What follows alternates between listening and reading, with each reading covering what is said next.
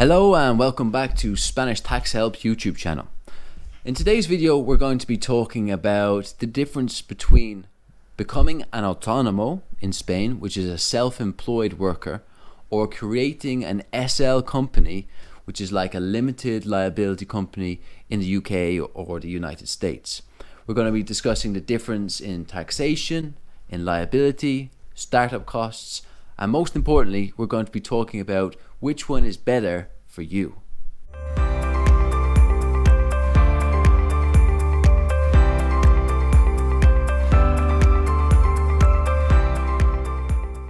The main difference between becoming an autónomo and creating an SL company is those two words, becoming and creating.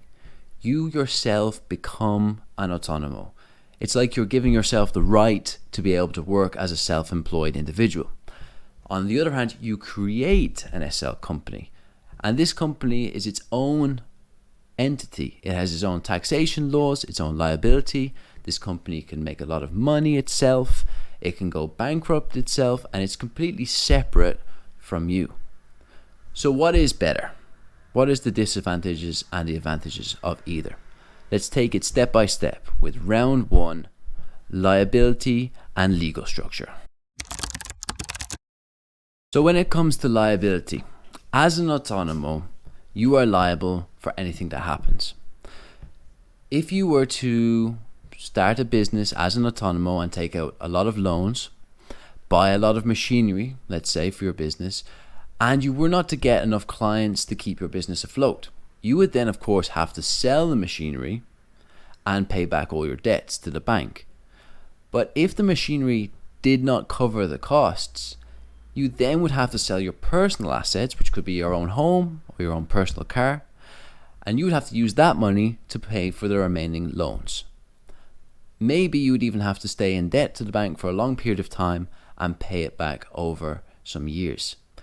This is completely different from an SL company. As we mentioned before, it's a completely separate entity. So if the SL company was to start to buy a lot of machinery and take out a lot of loans, and it wasn't to get enough clients, of course you would have to sell the machinery because it was bought in the company name, the SL company name. But if that didn't cover the costs and the company was out of money and out of assets, it could declare bankruptcy and you would not have to sell any of your personal assets. So it's a very obvious win in round one for SL company. Your personal assets are separate from the business, so an SL company is better if you're only thinking about liability. Round number two in autónomo versus SL company, taxation. Who pays more taxes, autónomo or SL? If you want to take money yourself and buy nice things, fancy cars, go on holidays, you will pretty much be paying the same taxes because either you earn profit as an autónomo or you will have to take a salary or a dividend from the company to be able to spend it on yourself. So it's pretty much the same. But if you want to reinvest money into your business, an SL company does have some advantages. Let's just first talk about the main tax as an autónomo. And this is called IRPF, and this is a tax on your profits. The tax on your profits in Spain goes on a progressive scale, and it differs from community to community. Here is one example just here. Bear in mind that this will be different if you're registered and a self-employed worker in Madrid, or if you are a self-employed worker in one of the Canary Islands. It's different depending on what community you're in. On the other hand, if you are an SL company, you pay a 25% flat rate tax. So if your company makes 2 million euros profit in a year, you're still only going to pay 25%. Of course, bear in mind that that money is not yours. It is the SL company's.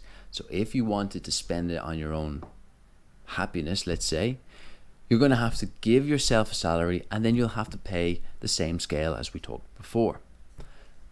But if you want to reinvest that money, there is some really nice advantages as an SL company. For example, in the Canary Islands, there's a new fixed asset deduction where you can deduct 20% of the value of a new fixed asset from your corporate tax. There's many more like these specific for SL companies.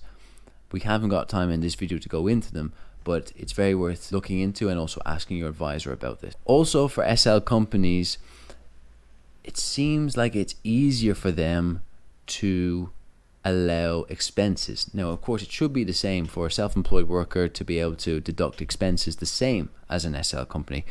But especially when you're using company credit cards, it seems like it's a bit more easier for the taxman to accept some of these purchases. Also, in the first 2 years of becoming an SL company, you have a flat rate of 15% corporate tax that you probably can take advantage of. But the downside of the tax system with the SL company is the accounting process is a lot harder and it's a lot more rigorous. So if you're using an accountant, which you probably are, the accountancy fees will probably be a bit higher. So when it comes to the taxation round, it depends on who wins. If you are a small business with low profits, probably becoming an autonomo would be better for you, as you can keep your accountancy costs lower. But if you're making a lot of money and have a high volume business and are definitely looking to invest again into your business and grow it, then an SL company would be for you purely for taxation reasons. As an autonomo, or if you want to become an autonomo, you just need to get an NIE number, register with the Spanish tax authorities, get a social security number, and you're pretty much ready to go. If you can speak Spanish yourself and do all this paperwork yourself, you can probably start under 20 euros. However, an SL company is a different beast. To create an SL company, you need to go through quite a lot of steps. For example, you'll need to reserve the company name, you need to create a bank account in the company name, get a provisional CIF, which is like an NIE for a company. You would need to go to a notary and create a constitution of the company. You would then have to go to the commercial registry, and then you would have to get your final CIF, which is basically saying that you have a company ready to go. This can cost you almost 2,000 to 3,000 euros depending on your business, and of course it takes a lot longer. So when it comes to startup costs, becoming an autonomo is a very clear winner. Remember as well that it's relatively easy to change your business from an autonomo and create an SL company. But if you create an SL company, it's a lot harder to go from an SL back to autonomo. You'll have to dissolve the company, and there's a lot of paperwork and probably a lot more expenses. So if you're just starting out, because of the startup costs, autonomo might be a good option for you. So in summary, what is better? Well, in round one, we had liability, and a clear winner is the SL company, as it is separate from you. So you can mess up all you want if you have an SL company and your personal assets are safe. Round two, taxation. I would say SL company wins this one again, especially if you have a high volume business and really are looking to reinvest your profits. There's a lot of tax savings and benefits to be had as an SL company. But when it comes to startup costs, a very clear winner is autonomo, as you can do this very cheaply and very quickly. So what is better for you? It depends on your situation completely. Are you a big business with a high volume, and are you looking to grow and become a multi-million-dollar SL company? Well, that's not giving it away. You want to be an SL company in that case. But if you're a one-man business who just wants to pay his own way, doesn't want to expand and have the hassle of loads of employees, then maybe an autonomo is good for you, especially to start. As always, it's always good to get professional financial advice in these areas. If you're looking to get in contact with a very professional, fluent English-speaking accountant, then please reach out to us on SpanishTaxHelp.es. If you enjoyed this video, please like, share, and subscribe. And thank you very much. See you in the next one.